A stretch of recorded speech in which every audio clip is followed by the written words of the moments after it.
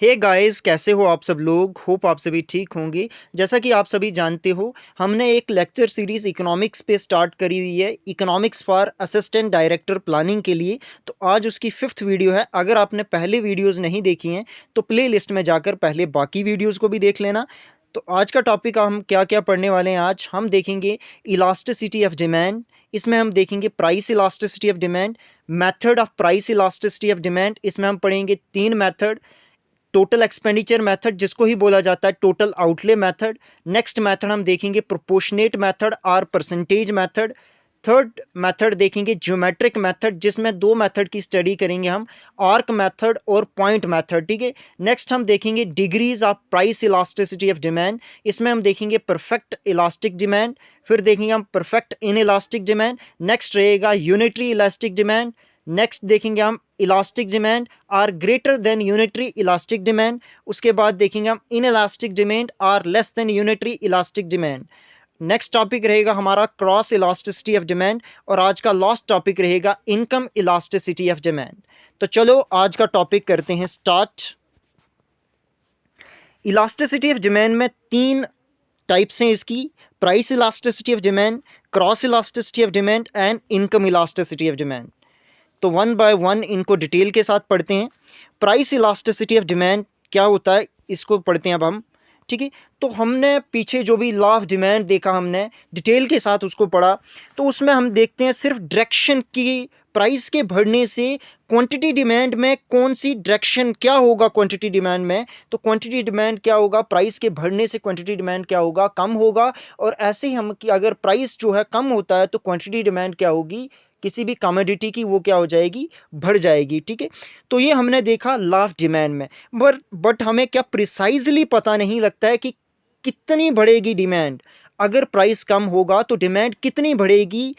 ठीक है। तो ये कौन बताता है, ये बताता है प्राइस इलास्टिसिटी ऑफ डिमांड। ठीक है। तो नेक्स्ट आगे बढ़ते हैं, इसका मीनिंग देखते हैं प्राइस इलास्टिसिटी ऑफ डिमांड का। तो ये क्या बताता है, ये रेशो बताता है कि क्वांटिटी डिमांड, प्राइस के चेंज होने से कितना क्वांटिटी डिमांड में कितना फ़र्क आया। तो ये रेशो के थ्रू हमें पता लगता है। तो ये इसका फार्मूला है, price elasticity of demand equal to कितना होता है, percentage change in quantity demanded divide by percentage change in price. ये एज इट इज़ ही रिमेंबर रखोगे। तो सिंबॉलिकली नीचे भी दिया हुआ है, ये देखो इलास्टिसिटी, प्राइस इलास्टिसिटी क्यू जो है ये ओरिजिनल क्वांटिटी है, क्वांटिटी डिमांड है, और डिवाइड बाय प्राइस जो है पी है, प्राइस ये ओरिजिनल प्राइस है। ठीक है। और उसके बाद delta P divide by delta Q ये है change in price and change in quantity respectively. ठीक है। तो जब ये अगर वैल्यू आपको पूछी गई तो ये इस फार्मूला में आपको वैल्यूज डालनी है, तो फटक से आपका आंसर एज इट इज़ ही निकल जाएगा। ठीक है। तो ये भी दोनों फार्मूलेज आपको एज इट इज़ ही रिमेंबर रखने हैं। उसके बाद किस तरीके से मेज़र की जाती है प्राइस इलास्टिसिटी ऑफ डिमांड, इसके 3 मेथड हैं। ये किसने दिए थे, अल्फ्रेड मार्शल जी ने दिए हुए थे। तो कौन कौन से ये मेथड हैं, टोटल एक्सपेंडिचर मेथड, इसको ही बोला जाता है total outlay method. Proportionate method को ही परसेंटेज मेथड बोला जाता है। और ज्योमेट्रिक मेथड में हम देखेंगे पॉइंट मेथड और आर्क मेथड। ठीक है। तो चलो इनको वन बाय वन डिटेल के साथ पढ़ते हैं। टोटल एक्सपेंडिचर मेथड को ही टोटल आउटले मेथड के नाम से भी जाना जाता है, रिमेंबर रखोगे। ठीक है। और इस मेथड के थ्रू हम इलास्टिसिटी ऑफ डिमांड को किस तरीके से मेज़र करते हैं, हम देखते हैं कि टोटल एक्सपेंडिचर किस डायरेक्शन में जा रहा है। जैसे जैसे प्राइस बढ़ता है तो टोटल एक्सपेंडिचर में क्या फ़र्क पड़ रहा है, कौन सी डायरेक्शन में टोटल एक्सपेंडिचर जा रहा है, तो उसके थ्रू हम प्राइस इलास्टिसिटी ऑफ डिमांड को मेजर करते हैं अंडर टोटल एक्सपेंडिचर मेथड और टोटल आउटले मेथड। ठीक है। तो इसमें वन बाय वन सिचुएशन देखते हैं, 3 सिचुएशंस देखते हैं। तो यूनिटरी इलास्टिसिटी ऑफ डिमांड कब होता है, जब प्राइस इलास्टिसिटी इक्वल टू क्या होती है, 1 होती है। ठीक है। ये भी रिमेंबर रखोगे। तो जैसे ही प्राइस बढ़ता है या कम होता है, ठीक है, तो जिससे टोटल एक्सपेंडिचर पे अगर कोई फर्क नहीं पड़ता है, तो तब इलास्टिसिटी ऑफ डिमांड क्या होती है, यूनिटरी इलास्टिक होती है। ठीक है। रिमेंबर रखोगे ये भी। और अगर क्या होता है कि ग्रेटर देन यूनिटरी कब होती है या इलास्टिक डिमांड कब होती है, जब प्राइस इलास्टिसिटी ऑफ डिमांड कब क्या होती है, ग्रेटर देन 1 होती है। ठीक है। ये भी रिमेंबर रखोगे। तो इसमें क्या होता है कि अगर प्राइस फॉल करता है कमोडिटी का, तो टोटल एक्सपेंडिचर इंक्रीज करेगा। ठीक है। और अगर प्राइस राइज करेगा तो टोटल एक्सपेंडिचर अगर क्या होता है, फॉल होता है, तो वो केस कौन सा है, ग्रेटर देन यूनिटरी इलास्टिक का केस है, ठीक है, या इलास्टिक डिमांड बोल सकते हैं उस केस में हम, ठीक है, ये भी रिमेंबर रखोगे। उसके बाद कब लेस देन यूनिटरी इलास्टिक कब होगा या इन इलास्टिक डिमांड कब होगी, जब प्राइस इलास्टिसिटी क्या होगी, लेस देन 1 होगी, ठीक है। तो इस केस में क्या होगा, जैसे टोटल प्राइस बढ़ेगा तो टोटल एक्सपेंडिचर भी उसी डायरेक्शन में बढ़ेगा, और अगर प्राइस कम होगा तो टोटल एक्सपेंडिचर भी अगर बढ़े तो वो कौन सा केस आ जाता है, unitary elastic, less than unitary elastic और इन इलास्टिक डिमांड का केस आ जाता है, ठीक है। तो अब डायग्राम के थ्रू समझते हैं इन तीनों केसेस को। तो ये देखो डायग्राम, यहाँ पे एक्स एक्सिस पे टोटल एक्सपेंडिचर शो किया गया है और वाई एक्सिस पे प्राइस शो हुआ है, ठीक है। तो ये देखो जैसे जैसे प्राइस जो है बढ़ रहा है, यहाँ से इस पॉइंट से ए पॉइंट से ई पॉइंट की ओर जाओगे, जैसे जैसे प्राइस बढ़ेगा, ये देखो यहाँ से अगर प्राइस जैसे जैसे बढ़ेगा तो ये देखो क्या हो रहा है कि टोटल एक्सपेंडिचर जो है वो कम हो रहा है, ठीक है। और जैसे जैसे उल्टा करें, अगर प्राइस कम होगा, यहाँ से नीचे आओगे जब आप, तो क्या होगा, जैसे जैसे प्राइस कम होगा तो टोटल एक्सपेंडिचर क्या होगा, बढ़ेगा। ये देखो पहले इतना था, फिर इतना, आस्ता आस्ता बढ़ते जाएगा, ठीक है। तो ऐसे ही यूनिटरी इलास्टिक के केस में जब प्राइस इलास्टिसिटी इक्वल टू 1 थी, तो तब केस में क्या होगा, प्राइस अगर बढ़ेगा या कम होगा, देखो प्राइस यहाँ से अगर ये डी पॉइंट बी पॉइंट है, या डी से प्राइस ऊपर जा रहा है, बट टोटल एक्सपेंडिचर में कोई फ़र्क नहीं पड़ रहा है, ये देखो यहाँ ही आ रहा है बार बार, ठीक है। तो तब टोटल एक्सपेंडिचर पे जब कोई फ़र्क नहीं पड़ता है प्राइस के चेंज होने से, तो तब कौन सा केस आता है, यूनिटरी इलास्टिक का केस आता है, ठीक है। और थर्ड केस हम पढ़ते हैं, इलास्टिसिटी जब लेस देन यूनिटरी होती है या लेस देन 1 होती है, तब क्या होता है, प्राइस के जैसे जैसे प्राइस देखो बढ़ रहा है, यहाँ से पहले ये देखो अगर प्राइस ये जैसे जैसे बढ़ रहा है तो टोटल एक्सपेंडिचर भी क्या करेगा, बढ़ेगा, ठीक है। तो वो कौन सा केस आ गया, या दूसरा देख देते हैं हम, जैसे जैसे ये टोटल एक्सपेंडिचर कम हो रहा है, ये देखो कम हो रहा है, पहले इतना था फिर इतना था, ठीक है। तो टोटल एक्सपेंडिचर क्या होगा, कम होते जाएगा, जिस डायरेक्शन में प्राइस जाएगा उसी डायरेक्शन में अगर टोटल एक्सपेंडिचर भी जाता है तो वो कौन सा केस आ जाता है, वो आ जाता है लेस देन यूनिटरी इलास्टिक का केस, ठीक है। तो ये था टोटल एक्सपेंडिचर मेथड और total outlay method. Next method पढ़ते हैं अब हम, प्रोपोर्शनेट और परसेंटेज मेथड। तो इस मेथड में क्या होता है कि हम देखते हैं कि कितने परसेंटेज चेंज आई प्राइस में, कितने परसेंटेज चेंज आने की वजह से कितनी परसेंटेज चेंज आई क्वांटिटी डिमांड में, ये देखते हैं हम प्रोपोर्शनेट और परसेंटेज मेथड में, ठीक है। तो यहाँ दोनों फार्मूला एज इट इज़ ही आपको रिमेंबर रखने हैं कि percentage change in quantity demanded divide by percentage change in price, ठीक है। तो ये सिंबॉलिकली भी यही दिया हुआ है, तो एज इट इज़ ही आप रिमेंबर रखोगे। अब देखते हैं ज्योमेट्रिक मेथड को, ठीक है। तो ज्योमेट्रिक मेथड भी किसने दिया था, अल्फ्रेड मार्शल जी ने दिया था। तो इसमें दो मेथड की स्टडी करेंगे हम, एक आर्क इलास्टिसिटी ऑफ डिमांड और दूसरा हम पढ़ेंगे पॉइंट इलास्टिसिटी ऑफ डिमांड, ठीक है। आर्क इलास्टिसिटी की बात करें तो ये मेथड हम कब अपनाते हैं, जब हम 2 पॉइंट डिमांड कर्व के 2 पॉइंट पे जब हम स्टडी करते हैं और तब हम देखते हैं कि कहाँ पे प्राइस इलास्टिसिटी कहाँ पे कौन सी है, तो तब हमें कौन से स्टडी करते हैं हम, आर्क इलास्टिसिटी की, ठीक है। और आर्क इलास्टिसिटी कब हम स्टडी करते हैं, जब प्राइस में कोई बड़ा स्मॉल चेंज नहीं आए, थोड़ा बड़ा चेंज आए प्राइस में, तो तब हम कौन सा मेथड अप्लाई करते हैं, ज्योमेट्रिक मेथड में आर्क इलास्टिसिटी। और अगर प्राइस में कोई छोटा चेंज, बिल्कुल स्मॉल चेंज देखना हो, तो हम किसकी स्टडी करते हैं, पॉइंट इलास्टिसिटी ऑफ डिमांड। तो ऐसा भी कह सकते हैं जो पॉइंट इलास्टिसिटी ऑफ डिमांड है, वो मेथड कब अप्लाई होता है, जब हमने कोई डिमांड कर्व पे किसी एक स्पेसिफिक पॉइंट की स्टडी करनी हो, कि तब उस पॉइंट पे जो इलास्टिसिटी है वो क्या है, तो तब हम कौन सा मेथड अप्लाई करते हैं, पॉइंट इलास्टिसिटी ऑफ डिमांड वाला, ठीक है। तो एज इट इज़ ही रिमेंबर करो रखोगे आप। और इस मेथड के थ्रू वेरी स्मॉल प्राइस के चेंज होने से क्या डिमांड पे क्या असर पड़ता है, तो वो स्टडी करते हैं, ठीक है। तो डायग्राम के थ्रू बहुत अच्छे तरीके से आपको क्लियर हो जाएगा। ये देखो यहाँ पे है, ठीक है, ये आर्क इलास्टिसिटी वाला मेथड है और यहाँ पे पॉइंट मेथड है, ठीक है। तो ये देखो, ये पॉइंट, किसी एक पॉइंट की स्टडी जब हम करते हैं डिमांड पे, तो वो कौन सा मेथड के थ्रू होती है, पॉइंट इलास्टिसिटी मेथड के थ्रू होती है। और ये देखो यहाँ पे ये ए पॉइंट है और बी है, इन दोनों के बीच में एक आर्क खींची है, तो ये आर्क की जब हम स्टडी इस मेथड के थ्रू हम इन दो पॉइंट के बीच में की इलास्टिसिटी की जब हम स्टडी करते हैं वो कौन से मेथड में करते हैं, आर्क इलास्टिसिटी के थ्रू करते हैं, ठीक है।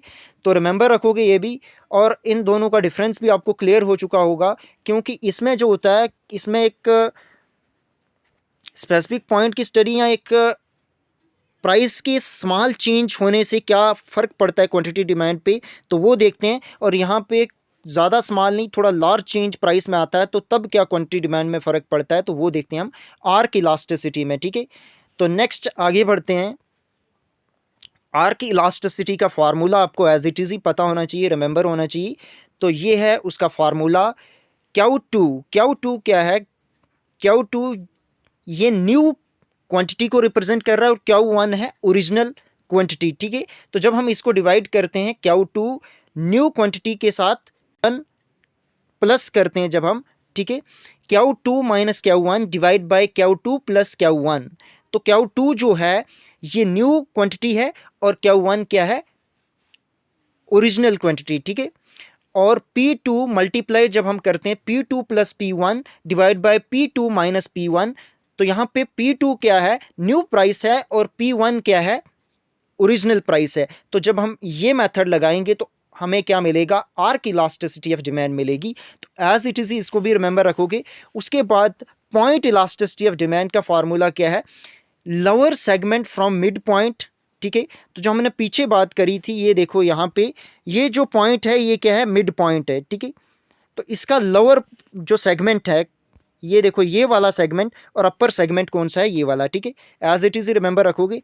तो ये समझते हैं, जब हम lower segment from mid point से ले को डिवाइड करते हैं किसके साथ?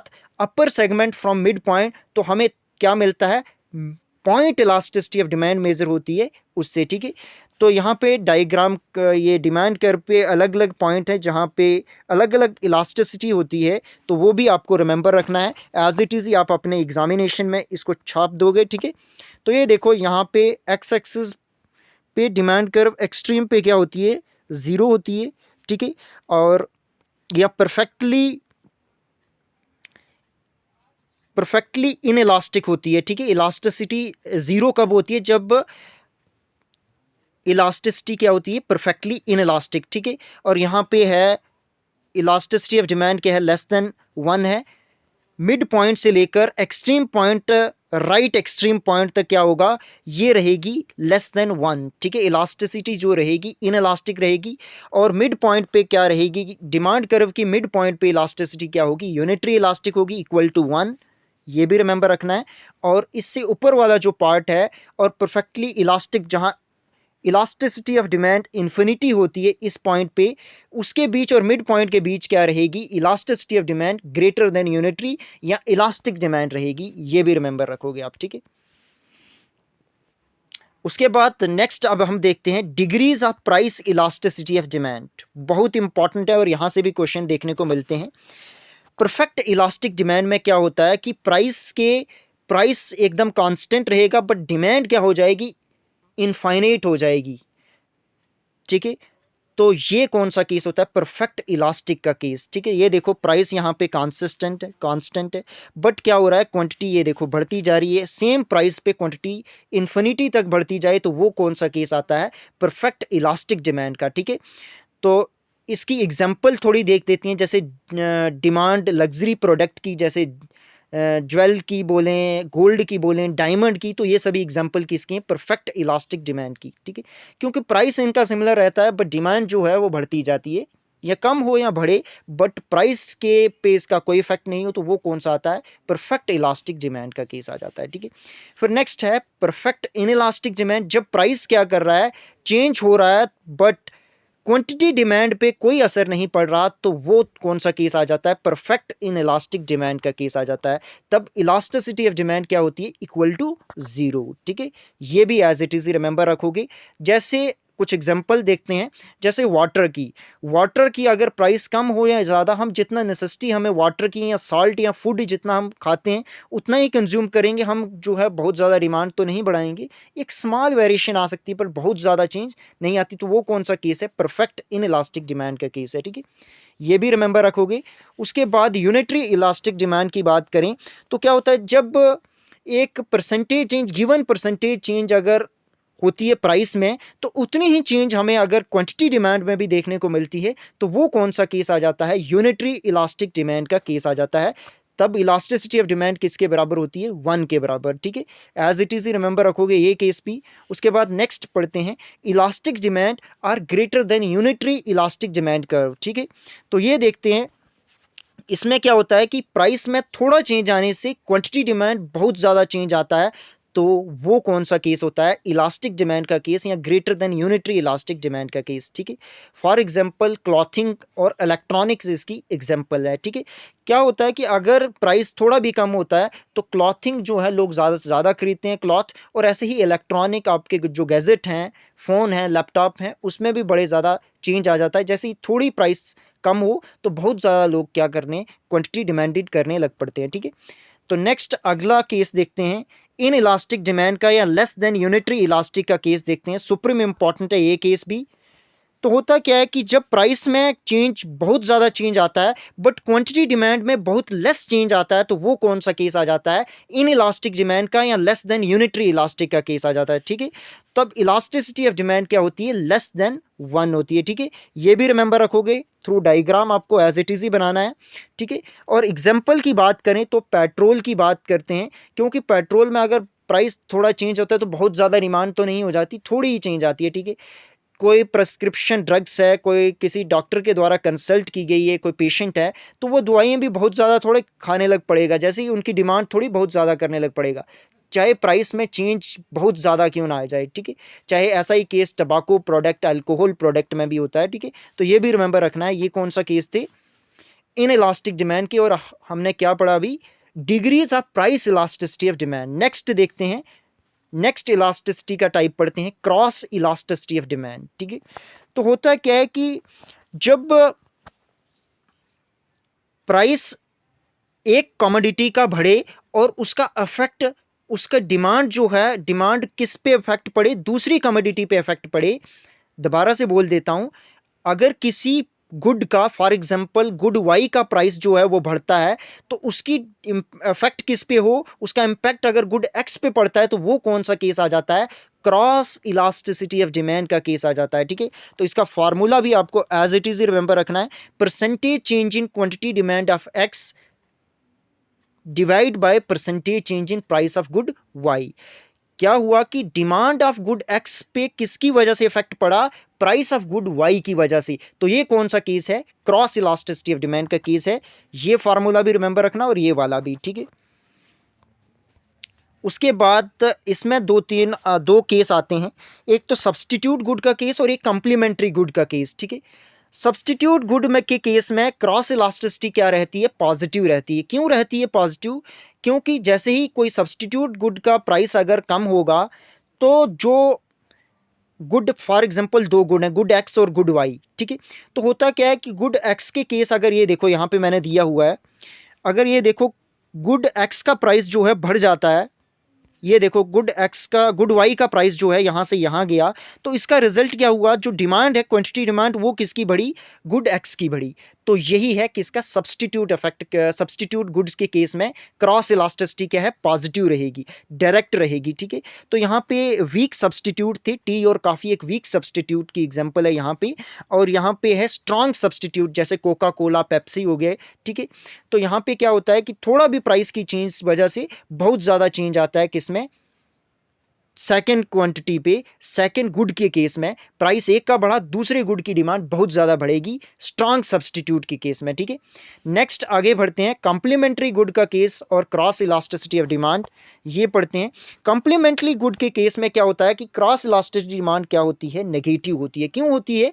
क्योंकि देखो, अगर प्राइस किसी कंप्लीमेंट्री गुड का प्राइस इंक्रीज कर जाता है, तो उससे ही जो रिलेटेड दूसरी कमोडिटी, ये दूसरी गुड है, तो ऑटोमेटिकली क्या होगा कि उसकी डिमांड भी कम हो जाएगी। तो यही देखो, प्राइस यहाँ से अगर बढ़ता है, ये देखो प्राइस बढ़ा, तो क्या हुआ? ये देखो यहाँ से यहाँ प्राइस गया, तो इसकी वजह से क्या हुआ? ये देखो क्वांटिटी डिमांड जो है वो कम हो गई, ठीक है। तो ये वीक कॉम्प्लीमेंट्री गुड है, जैसे टी और मिल्क हैं, क्योंकि मिल्क के और ज़्यादा यूजेस भी हैं, तो इस तरीके इस पर इतना कम इफेक्ट हुआ, इम्पैक्ट पड़ा। और स्ट्रांग कॉम्प्लीमेंट्री गुड के केस में, जैसे एंड्रॉयड फ़ोन है और ऐप्स हैं, अगर एंड्रॉयड फ़ोन ही बंद हो जाएंगे या उनका प्राइस बहुत ज़्यादा बढ़ जाएगा, लोग अफोर्ड ही नहीं कर पाएंगे, तो ऐप्स क्या करेंगे, ऐप्स की भी क्या होगी, डिमांड जो है वो कम हो जाएगी। तो ये था दोनों केस। और अगर कोई गुड अनरिलेटेड है, उनके बीच में कोई रिलेशन ही नहीं है, तो उस केस में क्रॉस इलास्टिसिटी क्या होगी, जीरो होगी। ये भी एज इट इज आप रिमेंबर रखोगे, ठीक है। उसके बाद नेक्स्ट देखते हैं income elasticity of demand. Supreme important है इनकम इलास्टिसिटी ऑफ डिमांड भी। तो ये क्या बताता है कि जैसे ही कंज्यूमर की इनकम बढ़ी तो क्वांटिटी डिमांड पे क्या फर्क पड़ता है उसका, तो ये हम किसके थ्रू देखते हैं, इनकम इलास्टिसिटी ऑफ डिमांड के थ्रू देखते हैं, ठीक है। तो फार्मूला इसका भी एज इट इज ही आपको रिमेंबर रखना है कि percentage change in quantity demanded divide by percentage change in price. या आप ऐसे भी कह सकते हैं कि percentage change in quantity demanded due to percentage change in income जब होता है तो उसको क्या कहते हैं, इनकम इलास्टिसिटी ऑफ डिमांड कहते हैं। यही यहाँ फार्मूले के सिंबॉलिकली भी यही दिया हुआ है, तो एज इट इज आप रिमेंबर रखोगे। यहाँ पे डेल्टा क्या हुआ, क्या है, change in quantity divide by change in Y और मल्टीप्लाई ये ओरिजिनल इनकम है और डिवाइड बाय क्या हुआ है, क्वांटिटी डिमांडेड, ठीक है। एज इट इज रिमेंबर रखोगे। तो आज हमने डिटेल के साथ पढ़ा इलास्टिसिटी ऑफ डिमांड। आपको ये टॉपिक कैसा लगा, कैसी लगा ये लेक्चर? अगर आपको ये लेक्चर इन्फॉर्मेटिव लगा तो अपने फ्रेंड लोगों के साथ ज़्यादा से ज़्यादा शेयर करें, इस वीडियो को लाइक करें, कमेंट करें, क्योंकि कमेंट से ही क्या मिलता है, मोटिवेशन मिलती है कि नेक्स्ट वीडियो हम लाएं या नहीं लाएं, क्योंकि कोई देख भी रहा है या नहीं, ठीक है। और इस वीडियो को ज़्यादा से ज़्यादा शेयर करें, हमारे चैनल इन डेप्थ को सब्सक्राइब करें। मैं आपको डिस्क्रिप्शन में टेलीग्राम ग्रुप का लिंक भी दे दूंगा, फर्दर अपडेट के लिए उसको भी ज्वाइन कर सकते हो। थैंक यू, धन्यवाद, धन्यवाद, thank you for watching this video.